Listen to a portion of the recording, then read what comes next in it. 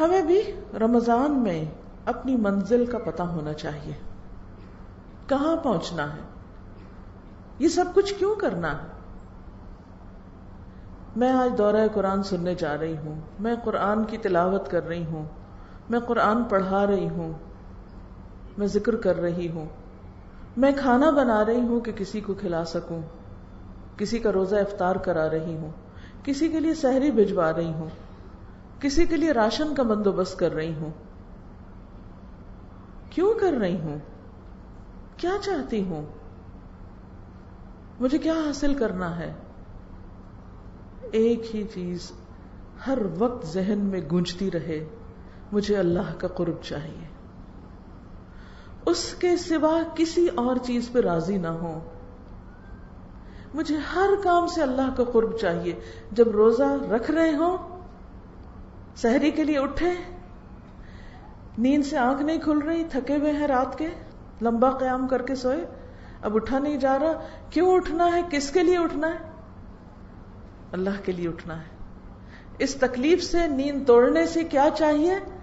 اللہ کا قرب چاہیے، مجھے اللہ کے قریب ہونا ہے، کیونکہ میرے لیے وہ ہستی سب سے اہم ہے، باقی سب تو اس کی مخلوق ہیں۔ کوئی پیارے سے پیارا انسان آپ کا اس کی کریشن ہے، کوئی محبوب سے محبوب ترین چیز آپ کی، سونے چاندی کے ڈھیر، کریشن ہے اس کی۔ یہ نہیں، ان کا بنانے والا چاہیے، اس کی محبت چاہیے، اس کی رحمت چاہیے، اس کی معرفت چاہیے، اس کی پہچان چاہیے۔ دنیا میں جتنی بھی چیزیں ہیں، کل من علیہا فان، سب فنا ہونے والی ہیں، سب کچھ ختم ہو جائے گا۔ کسی بھی چیز کے پیچھے بھاگتے رہیں، جتنا چاہے بھاگیں، کوئی بھی چیز سمیٹیں، جتنی چاہے سمیٹ لیں، لیکن بالآخر ہر چیز کو ختم ہونا ہے۔ وہ سب چیزیں رکھی رہیں گی، آپ چلے جائیں گے دنیا سے۔ نہیں، مجھے ختم ہونے والی چیزیں نہیں، ان سے آگے کچھ چاہیے، وہ چاہیے جس کو کبھی فنا نہیں ہونا۔ حی لا یموت، جو زندہ ہے، جس پر کبھی موت نہیں آئے گی، جو ہمیشہ جاگتا ہے، جسے کبھی نیند نہیں آتی، جسے کبھی اونگ نہیں آتی۔ سب غافل ہو جاتے ہیں، وہ لمحے بھر کے لیے، آنکھ جھپکنے کی دیر بھی غافل نہیں ہوتا۔ مجھے اس کو راضی کرنا ہے، مجھے اس کو خوش کرنا ہے۔ اس لیے رمضان کی ساری بھاگ دوڑ، سال کے 11 مہینے تو ہم دنیا کے پیچھے بھاگتے رہتے ہیں نا، لیکن رمضان کی ساری بھاگ دوڑ صرف اور صرف ایک اللہ کے لیے۔ ان صلاتی ونسکی ومحیای ومماتی للہ رب العالمین لا شریک لہ وبذلک امرت وانا اول المسلمین۔ مجھے یہ نہیں دیکھنا کہ کوئی اور یہ کر رہا ہے یا نہیں، انا اول المسلمین، میں سب سے پہلے سر تسلیم خم کرنے والا ہوں۔ تو صبح سے لے کر رات تک کوئی بھی کام کرے، مثلا اٹھنے کے بعد آنکھیں نیند سے بھری ہوئی ہیں لیکن آپ اللہ کے حضور کھڑے ہیں، تو وہ بھی آسمانی دنیا پر قریب آ کر آپ کو پکار رہا ہے، مانگو جو مجھ سے مانگنا چاہتے ہو، میں دوں گا تمہیں۔ تو جب انسان کا کنیکشن اس کے ساتھ ہو جاتا ہے تو نیند جیسی چیز بھی چلی جاتی ہے۔ آپ نے دیکھو گا، آپ گہری سے گہری نیند سوئے، لیکن اگر کوئی آپ کا محبوب ترین انسان آ جائے تو کیا آپ سوتے رہیں گے؟ سب چھوڑ کے آپ اٹھ کھڑے ہوں گے اور یہ ظاہر بھی نہیں کریں گے کہ میں نیند سے اٹھا ہوں، یہ ناگواری کے اثرات بھی نہیں آئیں گے۔ پھر آپ دیکھیے کہ آپ کچن میں جاتے ہیں، افطاری بناتے ہیں یا لگاتے ہیں، یا جو بنا رہے ہیں ان کو انسٹرکشنز ہی دیتے، کچھ بھی کرتے ہیں، اس وقت آپ کو احساس ہوتا ہے باقی سب گھر والے سو رہے ہیں، میں کیوں جاگ رہی ہوں؟ یہ کیا مصیبت ہے؟ سارے کام میرے ہی ذمہ، سب آرام کریں اور میں کام کروں؟ اس سے اچھا تھا عورت نہ ہوتی، کچھ اور ہوتی، عورت نہ ہوتی۔ اتنے کام کرنے پڑتے ہیں، اتنی ذمہ داریاں ہیں مجھ پہ۔ کیا سوچ آپ کا دل ٹھنڈا کر دے گی؟ کیا چیز آپ کے اندر ایک خوشی کی لہر دوڑا دے گی؟ کس چیز سے آپ پرسکون ہو کر شکر گزار ہو جائیں گے کہ اللہ تیرا شکر ہے، تو نے مجھے اس کام کے لیے چنا کہ میں سارے گھر والوں کے لیے سحری کا انتظام کروں، سب کو میں کھانا کھلاؤں. میں کیوں کھانا بنا رہی ہوں؟ میں کیوں سحری تیار کر رہی ہوں؟ میں کیوں کچن میں کھڑی ہوں جبکہ لوگ آرام سے ابھی سو رہے ہیں؟ کس کے لیے؟ کس کے لیے؟ اللہ کے لیے، تاکہ میرا رب مجھ سے خوش ہو جائے. سارا غم جاتا رہے گا کیونکہ رب چاہیے. پھر اس کے بعد آپ سب کو کھلا چکتے ہیں، سب میز چھوڑ کے چلے جاتے ہیں. باقی کام کس کا رہ جاتا ہے؟ آپ کا رہ جاتا ہے. اور کبھی کبھی غصہ بھی آنے لگتا ہے، یہ کیا بات ہوئی، اٹس انفیئر، اور آپ برتن پٹکنے لگتے ہیں، غصے میں آ جاتے ہیں. روزہ رکھا ہوا ہے، غصے سے بھرے ہوئے ہیں، کیا فائدہ ہے ایسے روزے کا؟ ایک ایک برتن کیوں پیار سے اٹھاؤں، کیوں واش کروں یا واش کرنے کے لیے رکھوں؟ کس کے لیے؟ اپنے رب کے لیے. ہم دنیا بھر کے انسانوں کی خدمت کو باعث فخر سمجھتے ہیں. اگر کسی شخص کے بارے میں آپ کو یہ پتا چلتا ہے کہ وہ سوشل ورکر ہے، وہ خدمت خلق کا کام کرتا ہے، وہ انسانوں کی فلاح و بہبود کا کام کرتا ہے، آپ بہت خوش ہو جاتے ہیں، آپ اس کی بہت عزت کرتے ہیں، احترام کرتے ہیں. اتنا اچھا انسان، یہ انسانوں کے کام آتا ہے. لیکن کیا وہ انسان نہیں جو آپ کے گھر میں ہے؟ گھر والوں کی خدمت، گھر والوں کی مدد کر کے آپ کے اندر وہ اطمینان کیوں نہیں آتا؟ آپ اس کو کام کیوں نہیں سمجھتے؟ وہ باعث اجر کیوں نہیں؟ اس پر کوئی اور آپ کو اجرت نہیں دے سکتا، لیکن وہ جانتا ہے جس کے لیے آپ کر رہے ہیں. پھر چونکہ تنہائی کا وقت ہوتا ہے تو اندر سے طرح طرح کے خیال اٹھتے ہیں. آپ کو اپنی کوئی بہن یاد آ جاتی ہے، اس کے گھر میں تو اتنے نوکر ہیں، اس کو تو ایسی اور ایسی فیسلٹیز حاصل ہیں، اس کے گھر میں تو آٹومیٹک واشنگ مشین ہے، ڈش واشر ہے. اور پھر آپ کی آنکھوں سے آنسو چھلکنے لگتے ہیں، میری قسمت پھوٹ گئی، میں یہاں کیوں آ گئی؟ ساری شکر گزاری جاتی رہتی ہے. نہیں بھائی، مومن کو تو ایک کانٹا بھی چبھتا ہے تو اس کے لیے اجر لکھا جاتا ہے، وہ اس کے گناہوں کا کفارہ ہوتا ہے. یہ آپ کے لیے امتحان ہے، اس کے لیے کوئی اور ہوگا جو آپ کو نہیں پتا.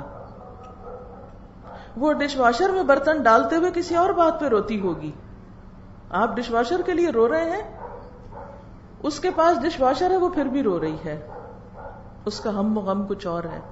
کیونکہ دنیا آزمائشوں کا گھر ہے، یہاں ہر شخص آزمایا جا رہا ہے، سب کا امتحان ہو رہا ہے. صرف سکون اس کو ہے جس کے دل میں رب ہے، جو اپنے سب کام رب کے لیے کرتا ہے، جو بھی اس کے حصے میں آ گیا. یہ کاموں کی تقسیم بھی ایسی ہے جیسے رزق کی تقسیم ہوتی ہے. اس لیے غم نہ کریں، دکھی نہ ہوں، اپنے رب کے لیے کریں. پھر نماز پڑھتے ہیں آپ، کیوں پڑھ رہی ہوں، کیوں کھڑی ہوں؟ اللہ تیرے لیے. پھر قرآن کھولا آپ نے، تلاوت ہو رہی ہے. اف، یہ جو رمضان میں پورا سپارہ پڑھنا پڑتا ہے، میں تو جڑی جاتی ہوں بیٹھے بیٹھے. کیوں پڑھ رہے ہیں؟ نہ پڑھیں، بند کر دیں. نہیں، پڑھنا ہے. کس کے لیے؟ رب کے لیے، اس کے قریب ہونے کے لیے. جاب پہ جانا ہے، کام پہ جانا ہے، پھر پاؤں بوجھل ہونے لگتے ہیں. اب روزہ رکھ کے بھی کام پہ جانا ہے. کاش ہمارے لیے کوئی کمانے والا ہوتا. کتنی خوش قسمت ہیں وہ عورتیں جن کے گھروں میں کمانے والے ہیں اور وہ اس وقت سو رہی ہیں، آرام کر رہی ہیں. بھئی سونے والے اور کام کرنے والے برابر نہیں ہوتے. اگر اللہ نے آپ کے ذمے کوئی کام رکھ دیا ہے اور آپ کو ہمت توفیق دی اور کچھ صلاحیت دی اور آپ کام کرنے والے ہیں، تو کام کرنے والے کام نہ کرنے والوں سے بہتر ہیں. کیوں کروں کام؟ اللہ کے لیے، اللہ کی رضا کے لیے.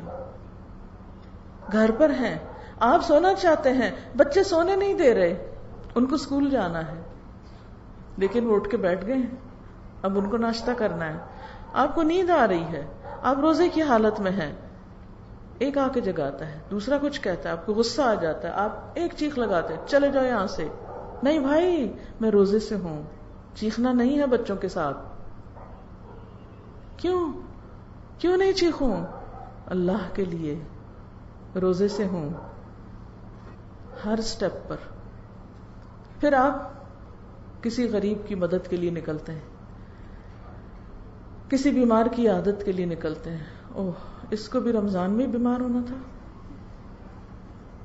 ہاں یہی وقت تھا اس کی بیماری کا، اور یہی وقت تھا میرے امتحان کا، اور یہی وقت تھا عیادت کا. کیوں جاؤں عیادت کے لیے؟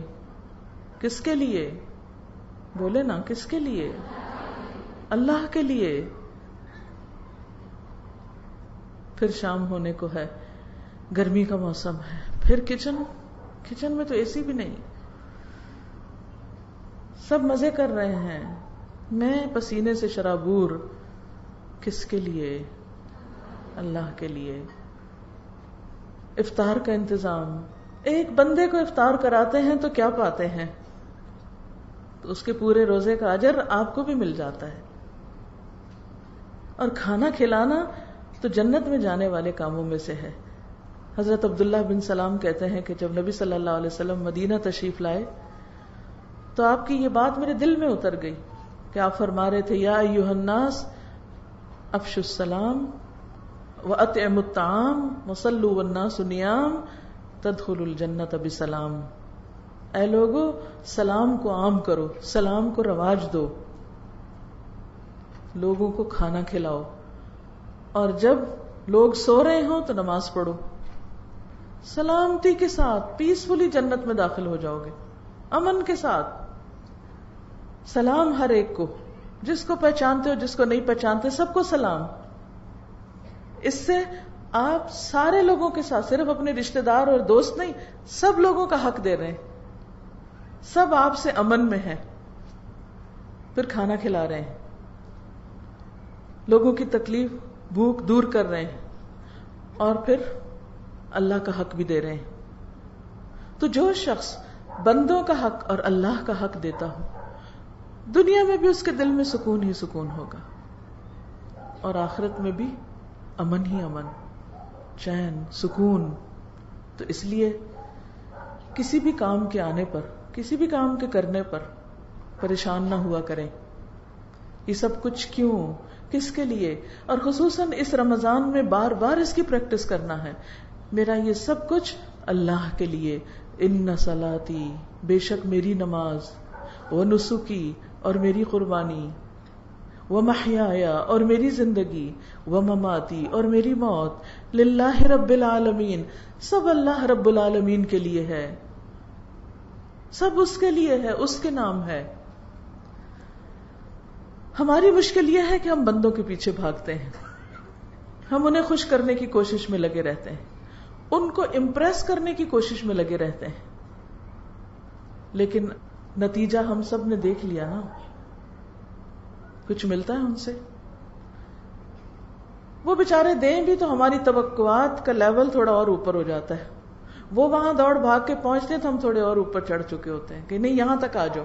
وہ ہوتا ہے نا کہ جیسے پہاڑ پہ اگر دو لوگ چڑھ رہے ہوں تو نیچے والے نے اوپر والے کو میٹ کرنا ہو تو بائی دا ٹائم نیچے والا اوپر والے تک آتا ہے وہ تھوڑا اور اوپر جا چکا تھا. پھر آپ کہتے ہیں اچھا میں بھی ذرا اوپر اور چڑھ جاؤں. جب تک آپ اس تک پہنچتے وہ تھوڑا اور اس کا نخرہ بڑھ چکا ہوتا ہے اور آپ تھک ہار جاتے ہیں. اس کو پاتے پاتے بندوں کے پیچھے دوڑنا چھوڑیے، اپنے رب کو راضی کر لیجئے. اگر رب راضی ہو گیا تو بندے بھی ہو جائیں گے. ان الذین آمنوا وعملوا الصالحات سیجعل لهم الرحمن ودا. جو لوگ ایمان لائیں، اچھے اچھے کام کریں، رحمان ایسے لوگوں کے لیے دلوں میں محبت پیدا کر دے گا. آپ رب کو راضی رکھیں، سارا جگ آپ سے راضی ہو جائے گا. اور اگر پھر بھی نہ ہو، کوئی شکایت ان کو رہ بھی جائے تو فکر کی ضرورت نہیں، اس لیے کہ ہماری زندگی کا مقصد بندوں کو راضی کرنا نہیں ہے. ہماری زندگی کا مقصد اپنے رب کو راضی کرنا ہے. اور جب ہم بندوں کو بھی راضی کریں تو اس لیے کریں کہ اس سے بھی رب راضی ہو. میں اپنے روٹھے ہوئے شوہر کو کیوں مناؤں؟ میری بھی تو کوئی عزت ہے، میں کیوں منتیں کروں؟ میں بھی نہیں بولتی، ٹھیک ہے نہیں بولے، لیکن نتیجہ کیا ہوتا ہے؟ شوہر کو عادت ہو جاتی ہے کہ بیوی کو مجھ سے کوئی تعلق واسطہ نہیں، وہ صبر کرنے کا عادی ہو جاتا ہے، پھر وہ نگاہیں پھیر لیتا ہے۔ اسی طرح بچے، رشتہ دار، دوست احباب، کس پہ مان ہے؟ کون اپنا ہے؟ سب بے وفا ہیں۔ کس اعتبار سے؟ کہ اگر آپ ان کے ساتھ اچھا کریں گے تو آپ کو جواباً اچھا ملے گا۔ ایسے لوگ دنیا میں گن کے بھی آپ کو نہیں ملیں گے کہ آپ ان کے ساتھ برا کریں اور وہ آپ کے ساتھ اچھا کریں۔